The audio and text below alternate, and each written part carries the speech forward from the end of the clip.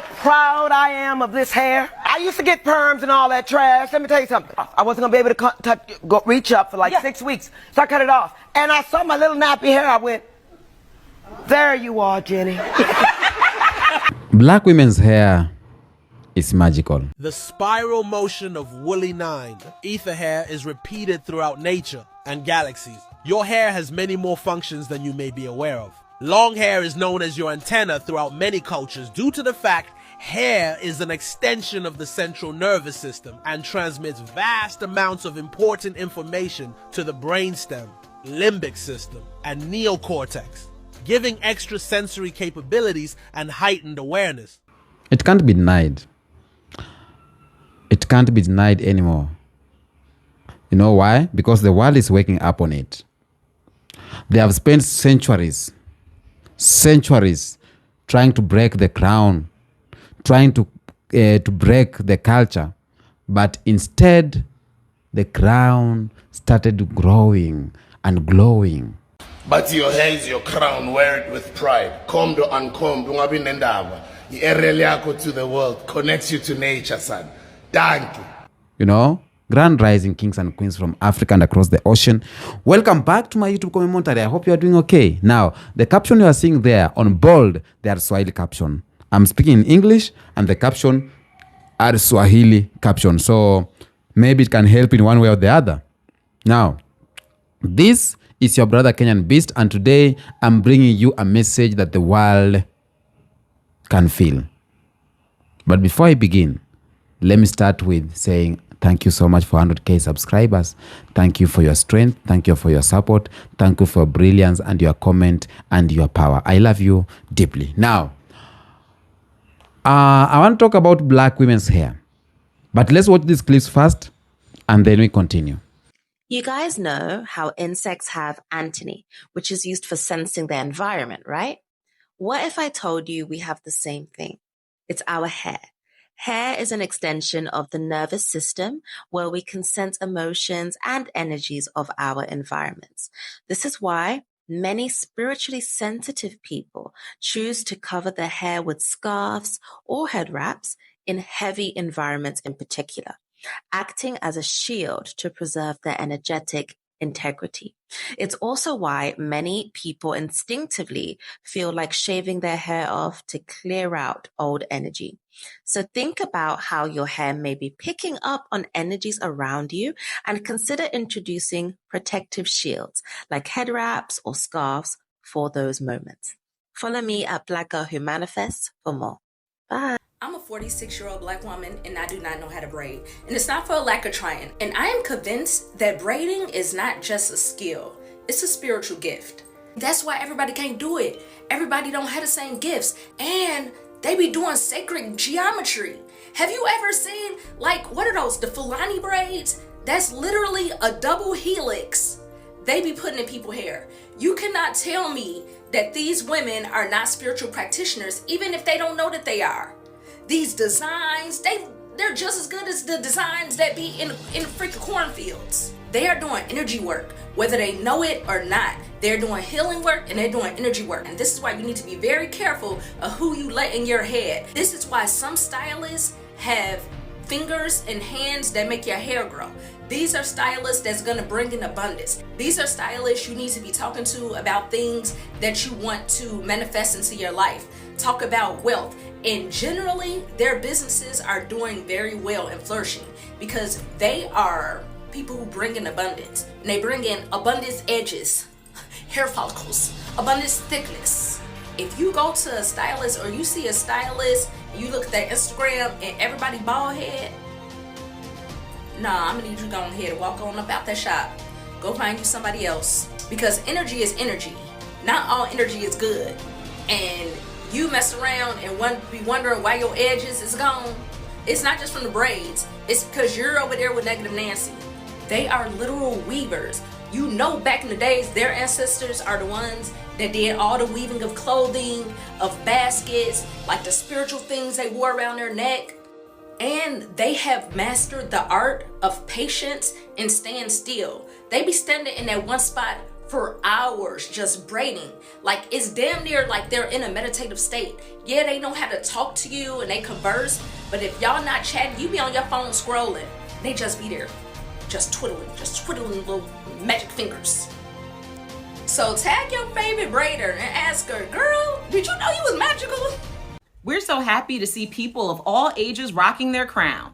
Hair holds immense spiritual power, but what if we cut it? Our hair holds lots of energy. Historically, anti-Blackness tried disempowering our enslaved ancestors by shaving their heads or forcing them to wear head wraps.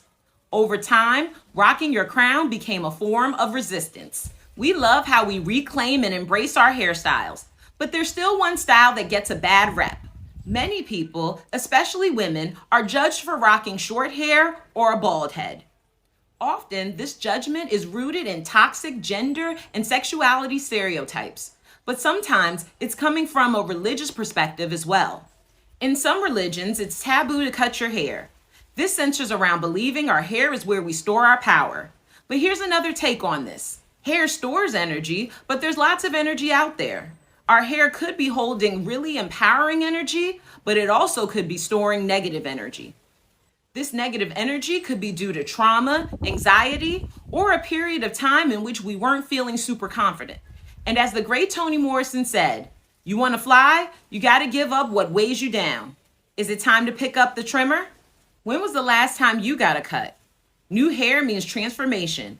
It doesn't matter if you're rocking your hair to your knees or a baldy, as long as you're rocking your power. We all know schools aren't teaching Black history correctly. That's why Push Black is so important. Will you support truthful, accurate, empowering Black history content with a donation? With as little as $5 a month, you can help support Black-led media. Click the link in our bio to subscribe to a monthly donation now. I think they demonize Black people's hair for more of a spiritual reason because our hair grows in spirals and coils and in a helix structure pretty much. So it's sacred geometry that's growing out of our head, like the Fibonacci sequence. And not only that, but like DNA is also a similar structure. And so I feel like there's a tie into that. And people also believe that our hair holds, energy, frequency, and memories and trauma. And so technically our hair would hold the knowledge of our ancestors. So I think there's also something with that as to why Black people's hair was basically demonized. But I really think it comes down to like our hair is like an antenna, because basically there's melanin in our hair as well. And we all know that melanin basically attracts and absorbs light, sound, EMF, and radiation, and then turns that into usable energy, right? So I feel like the melanin in our hair also goes down into the melanin in our skin and helps it amplify or basically makes it stronger. And so I feel like basically our hair was then shaved off and they tried to strip us away and take our Blackness away from us because, first of all, there is sacred geometry within our hair, once again. And also, there's melanin in it. And I feel like they knew that there was a tie-in between our spirituality, our hair, and our melanin and who we are. And they were trying to get rid of that. So I feel like the reason why our hair was demonized was, yes, because they saw it and didn't like it, whatever, but also because it was a spiritual thing. I really do think that. Your Black hair is not just hair. Your hair is your ether. Your hair is the very essence of your spiritual timeline from past to future. Your hair is your primal antenna receiving whispers from the cosmos. Your hair is a direct conduit to supernatural perception and heightened intuition. Your hair is the ultimate energetic accumulator of divine wisdom. Your hair is a dynamic spiritual filter transmuting dense energies. Your Black hair, your ether, is your direct line to the all-encompassing universal consciousness. Your hair is a protective vortex shielding you from lower vibrations. Your hair is an alchemical marvel transforming cosmic vibrations into divine insight. Your hair is a repository of your dreams, weaving past visions into future realities. Your black hair is a fantastical crown, swirling, vibrant, etheric life force. Your hair is an ever-evolving masterpiece, charged with supernatural potency. Give respect, give recognition, give appreciation, give love to your hair, your ether, your crown, for the divine vessel that it is. That's what your hair, that's what your black hair is, okay? They lie when they say your hair was a dead protein. That's why they try to get you to cut it off. They don't want you to wear it this way or that way at work, because they understand when a god or a goddess is wearing their crown proudly, can't nobody in this world hold them down. Okay? Because your ether is meant to empower you. Your ether is meant to strengthen you. It's meant to amplify everything about your being. It's going to make you more creative, more artistic, more athletic, more inspirational, more motivated, okay? More empathetic, more loving. Every great quality about you is going to magnify. Not only that, it's going to protect you. It's going to shield you from subtle energies. You're going to be able to walk in places and just be like, oh, my hair told me I got to go. My ether told me I got to go. That's how powerful your hair. You'll be just sitting at the park, like you'll be sitting at the lake like I am right here, the lion black Buddha, and you'll be like, oh, so that's the true meaning of existence. So that's why they told me not to look at the sun, because the sun is the third eye in the sky.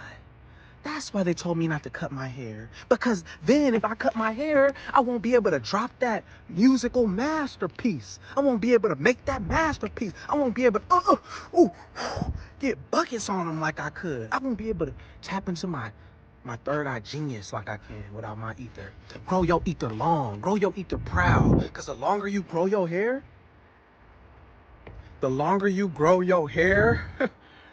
yeah, you guessed it,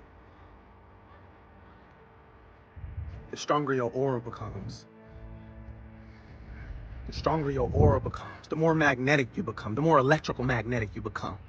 Yeah, so anything you want to manifest, you just pull it in with your hair as an extension of your soul. You magnify, you just brood on it.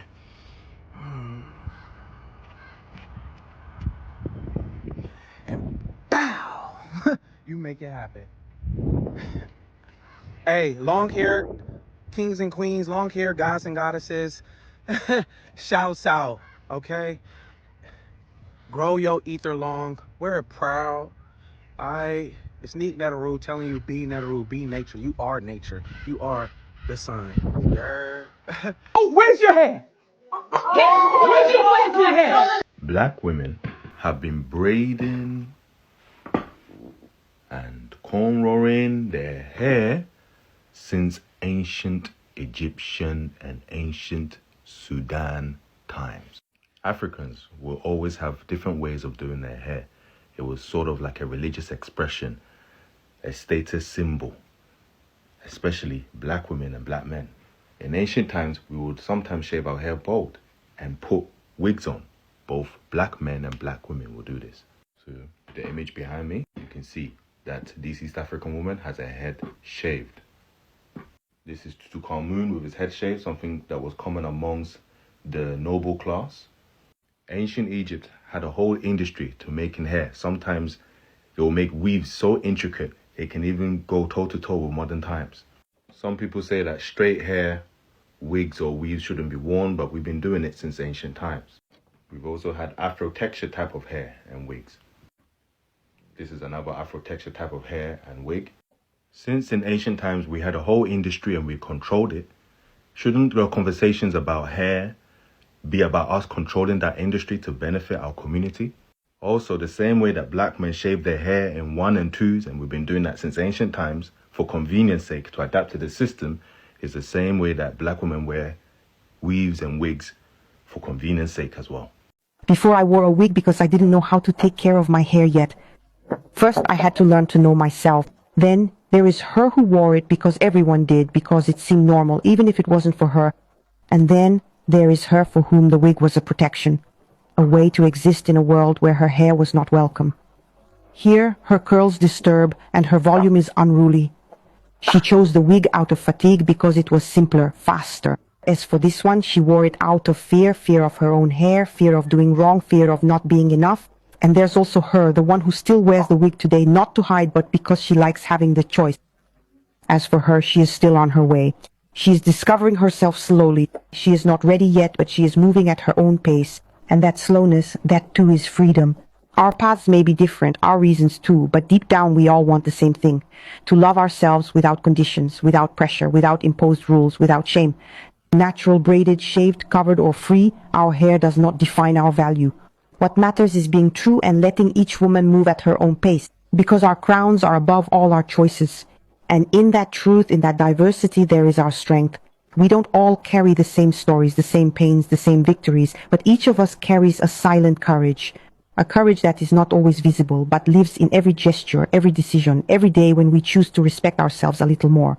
We are women who learn, who fall, who get back up, who doubt, who start over. And it is in this movement, in this evolution, that our beauty takes its full shape. Because deep down, it is not the wig, nor the hair, nor the gaze of others that defines us, but rather the woman we decide to become. A woman who listens to herself, a woman who chooses herself, a woman who stands tall, with or without a wig, with or without certainty, with or without the world's approval. And for the one who still wears the wig today, it's also a step, a transition, a refuge that is sometimes even necessary. Because one day when the heart is ready, you will return to what has always belonged to you, your hair, your full identity, your natural light.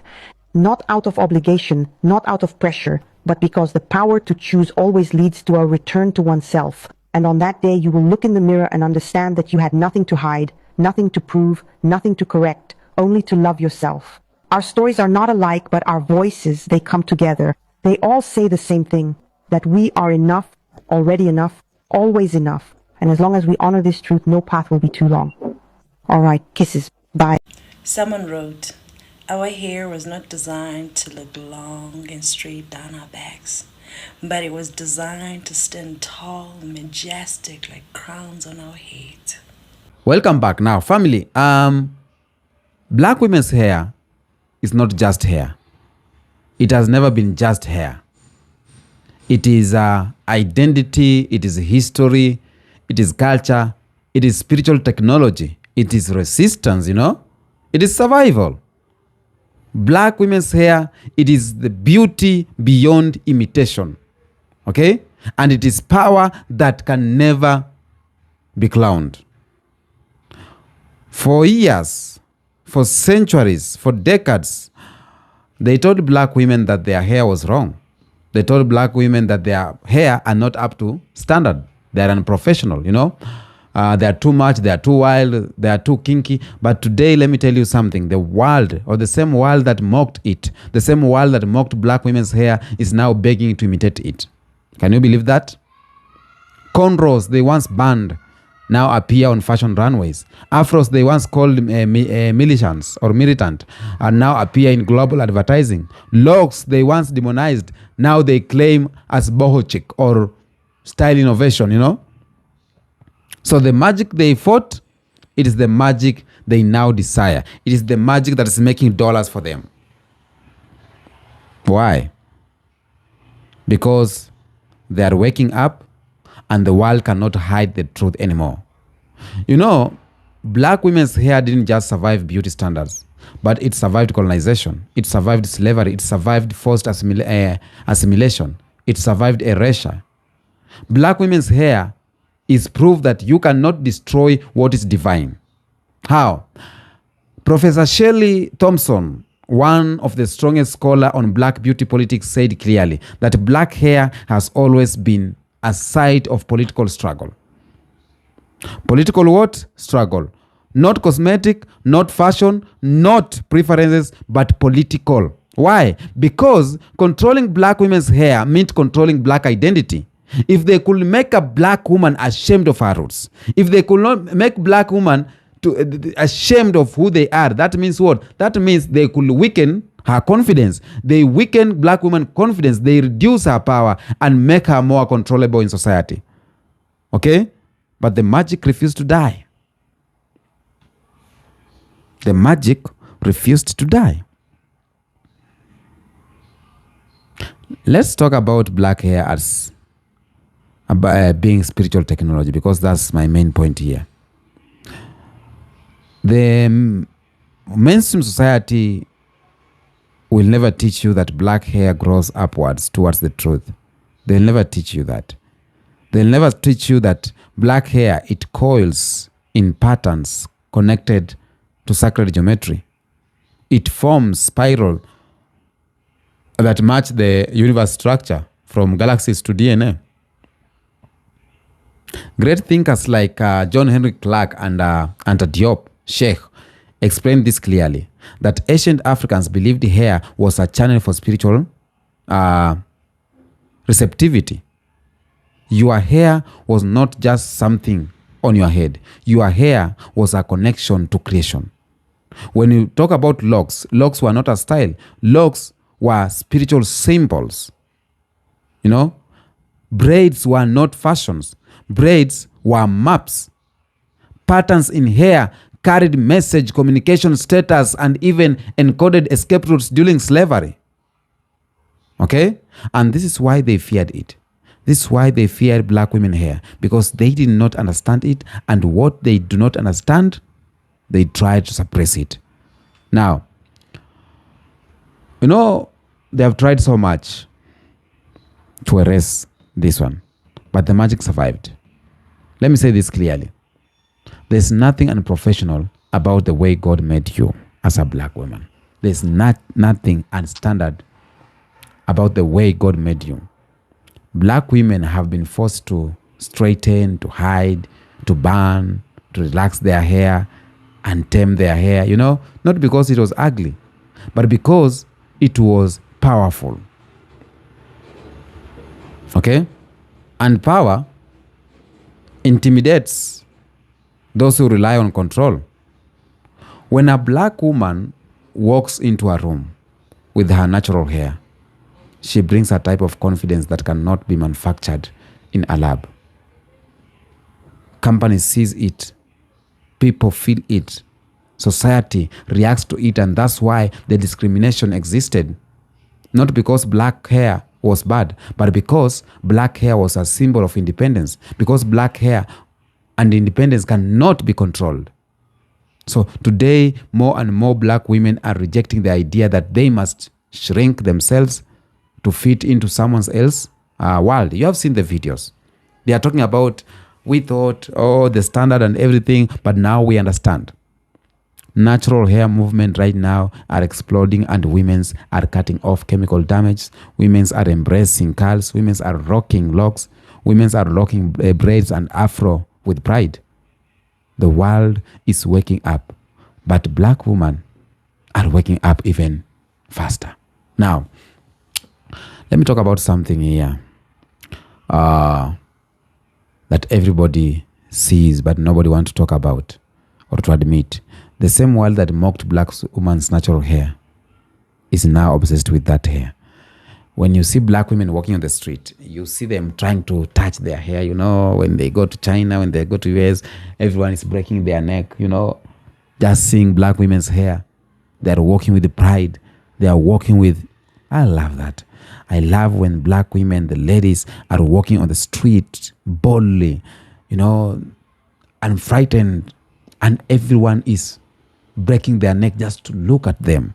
They are obsessed. They want to touch it, you know. So they are obsessed with it. They are obsessed of it. Box braids is suddenly trend right now.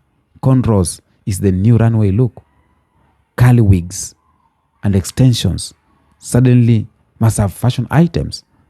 So the irony is painful. The disrespect was loud, but the imitation is even louder. Now, the great James Baldwin, and in his words, he said that people are trapped in history, and history is trapped in them. History shows one thing. They never hated black women hair, but they feared it. They envied the hair, and they wanted access to the beauty they tried to erase. Okay? Because everything they tried to demonize, everything they tried to end, became everything they are now trying to replicate. And that's magic, and that's unstoppable magic. Okay? That's why I'm telling you that it is magical. Black women's hair, it is magical. When Angela Davis wore her afro hair, it wasn't fashion. It was resistance. The afro said that I refuse to shrink. I refuse to apologize for existing. Okay? When black women today wear their hair natural, they are continuing that legacy. You know, there's this sociologist called Dr. Banks Ingrist, who spent years researching black hair.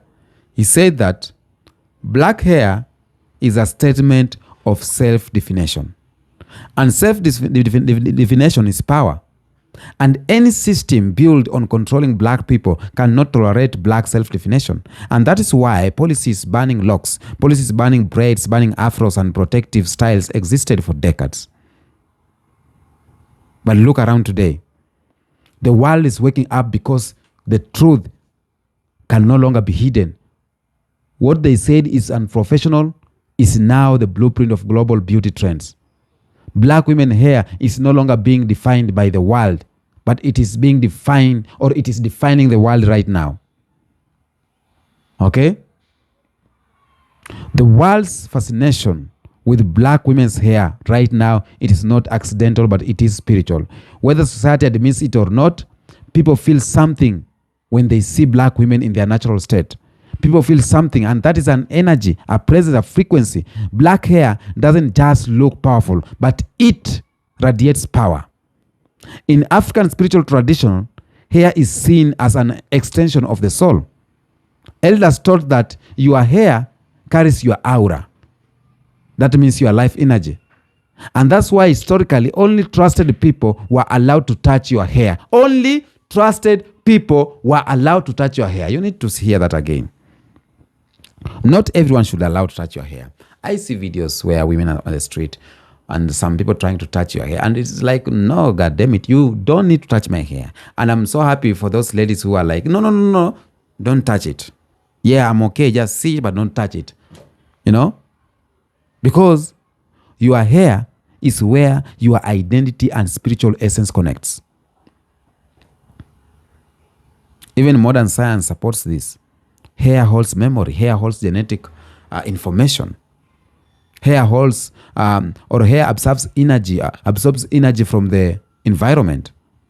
Hair is a living archives of where you have been. Okay? So just imagine the death of black hair. Tightly coiled, spiraled in sacred patterns shaped like galaxies growing towards the sky. It's not random. This is why the world is drawn to it. This is why they cannot deny the magic anymore. Okay? Now, let us talk about what schools will never teach you about. Okay? And African scholars always knew that the coil pattern mirrors the universe. How? If you look at the universe, galaxies spin in spirals. Okay? If you look at the sun, the corona moves in spirals. If you look at DNA, it twists in spirals. So black hair mirrors this divine architecture. Professor Sheikh Anta Diop, the greatest Senegalese scientist, explained that African people developed tightly coiled hair to regulate energy that absorb heat, not just for physical survival, but for spiritual balance. Okay? Ethiopian priest, Maasai warrior, Himba woman, and Yoruba spiritual leaders, they all knew this. Hair is a receiver of divine energy. When you talk about locks, they were worn by priests because they believed the hair stored ancestral wisdom. And braids were patterns of identity. Okay? Carrying symbolic message through generations. Now, before colonization, African hairstyles communicated family lineage. African hairstyles represented social class. African hairstyles protected the hair from sign, marked rites of passage, honored ancestors, connected people to the spiritual realm.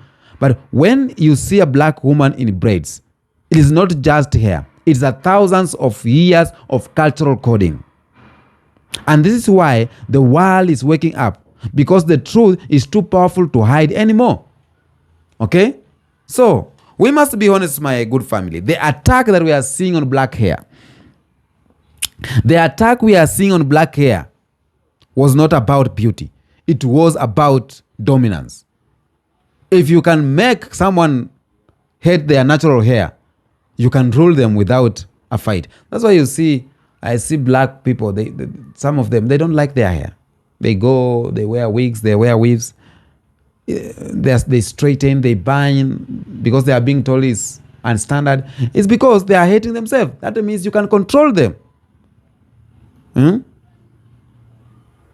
White media, for example, the newspapers, the films, they were portraying, they spend years portraying straight hair as the beauty standard. That curls are messy, afros are rebellious, locks are dirty, And this wasn't coincidence, but it was a psychological strategy. Great philosopher like Frantz Fanon said, the oppressed will always believe the worst about themselves when the oppressor controls their narrative. Media created a narrative to weaken black self-esteem. Okay, to make black women believe they needed to change themselves just to be accepted in the society, And something powerful happens when a black woman returns to her natural hair. It is more than a style change, It is a mental revolution. It's a some psychologists found that natural hair increased self-esteem, natural hair boosts confidence, natural hair strengthens cultural identity, natural hair reduces internalized racism, something like that. So, because when a black woman embraces her natural hair, she's saying, you know what, I'm enough, I'm whole, and I'm not here to confirm anything. The natural hair movement is more dangerous to the system than any protest because it heals the mind. And when you heal the mind, you free the people. Okay? Now, for the first time in history, the world is following black women's beauty. Okay? Not the other way around. Just look around right now. Curl wigs are selling out worldwide. Braids are dominating fashion. The fashion shows. Big hair, afros, locks are considered high fashion. Products for curls and coils are exploding for demand. Even in Hollywood, it is shifting. It is shifting slowly but noticeable. But it's noticeable. And this is not a trend. This is the truth to the source. The world is finally seeing what Africa always knew. Black hair is the blueprint, and black hair is the original, and black hair is the standard. This imitation is not coincidence. This imitation is a confession that you know what? You are great. Your hair is great, and we need that. Okay? And when a black woman wears her natural hair, she embodies Africa itself. How? Because her afro is the shape of the continent. Her curls of a black woman mirrors the roots of Asian traits. Her locks just resembles rivers, vines, and spiritual pathways. The braids of black women carry the geometrical intelligence of African architecture. So what? So when a black woman rocks in her natural hair, she becomes a walking reminder that Africans lives, Africans breathes, and Africans continues. And this is what makes society uncomfortable, because black hair exposes the truth they try to bury. That Africa is the mother, Africa is the origin, and Africa is the root of human civilization. Okay? And black women, they carry the history on their heads.